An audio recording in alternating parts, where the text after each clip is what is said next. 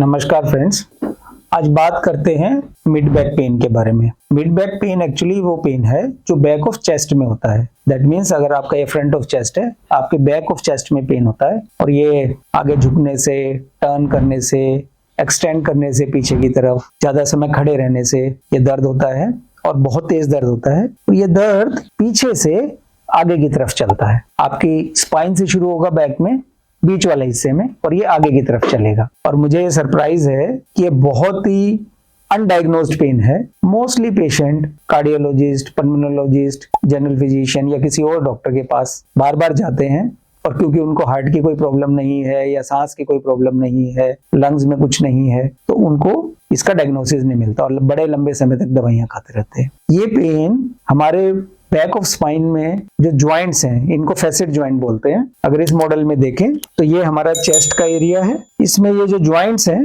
ये छोटे छोटे ज्वाइंट्स हैं, ये पेन करते हैं बैक ऑफ स्पाइन से। और फिर यहाँ से जब ये ट्विस्टिंग मूवमेंट है, एक्सटेंशन मूवमेंट है, बेंडिंग मूवमेंट है, तो इनमें पेन होता है और ये पेन आगे की तरफ चलता है। इसको थोरेसिक फैसेट पेन बोलते हैं। और इसका एक बड़ा कारण है आर्थराइटिस, जिसको स्पॉन्डिलो आर्थराइटिस बोलते हैं, पर्टिकुलरली यंग एज में। इसको एंकोलाइजिंग स्पॉन्डिलाइटिस, सोरियोसिस, सोरियोटिक आर्थराइटिस है और दूसरी आर्थराइटिस है। उनमें ये स्पाइन के छोटे जोड़ इन्वॉल्व हो जाते हैं और ये पेन करते हैं। इसी तरह से अगर एबनॉर्मल वेट लोडिंग है काफी समय तक, आपका पोस्चर ठीक नहीं है, तो भी ये ज्वाइंट पेन करने लगते हैं। इनको थोरेसिक फैसेट पेन बोलते हैं। इसी तरह से कुछ और कारण है मिड बैक पेन के जो पीछे से चल के आगे की तरफ आते हैं। इनमें एक बड़ा रीजन है इंटरकोस्टल न्यूरैल्जिया का। इंटरकोस्टल न्यूरैल्जिया स्पाइन से चल के शार्प शूटिंग पेन आगे की तरफ आता है और ये खांसने से, गहरा सांस लेने से, इस तरह की चीजों से हो सकता है। इसका एक बड़ा रीजन होता है पोस्ट हर्पेटिक न्यूरैल्जिया,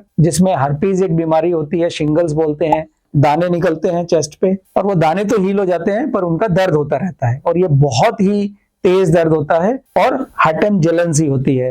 रात को पेशेंट सो नहीं पाता। इसी तरह से जिनको फ्रैक्चर रिब होती है, रिब फ्रैक्चर होने के बाद पीछे पेन होता है और वो ट्रेवल करके फ्रंट में आता है।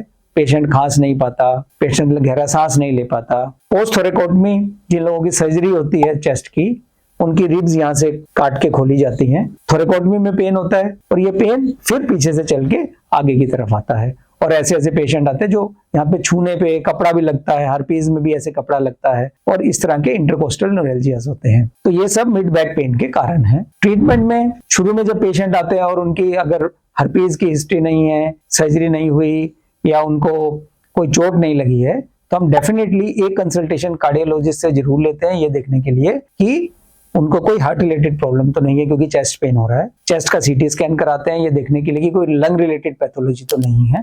और आपको ये जान के हैरानी होगी कि 99% पेशेंट में इस तरह की कोई पैथोलॉजी नहीं होती। फिर हम थोरेसिक फैसेट के टेस्ट करते हैं, MRI कराते हैं और इस तरह से इसका डायग्नोसिस बनाया जाता है। ट्रीटमेंट में बहुत आसान है। डे केयर प्रोसीजर करते हैं, पेशेंट को सुबह एडमिट करके दोपहर को डिस्चार्ज करते हैं। इसके हमने वीडियोस बनाए हैं। थोरेसिक फैसेट ब्लॉक, जिसमें सिर्फ ज्वाइंट पे दवा डाल के उसकी आर्थराइटिस को ठीक करा जा सकता है, या थोरेसिक फैसेट RFA, ये आप हमारे प्रोसीजर वाले सेक्शन में जाके देख सकते हैं। डिटेल वीडियोस हमने इसके बनाए हैं। और इसी तरह से इंटरकोस्टल न्यूरैल्जिया के लिए हम RFA करते हैं इंटरकोस्टल नर्व का, या अल्कोहल न्यूरोलिसिस करते हैं। ऐसा सब करने से ऑलमोस्ट 95 to 97% पेशेंट को ट्रीट करा जा सकता है। तो अगर आपको इस तरह का कोई भी लंबे समय से चेस्ट पेन है, या इंटरकोस्टल न्यूरैल्जिया है, फ्रैक्चर रिब, हर्पीज, बहुत इंपॉर्टेंट डायग्नोसिस है, इस तरह का कुछ भी पेन है तो हमसे कांटेक्ट करें और इनका बड़े ही अच्छे तरीके से डे केयर प्रोसीजर से इलाज करा जा सकता है। Thank you.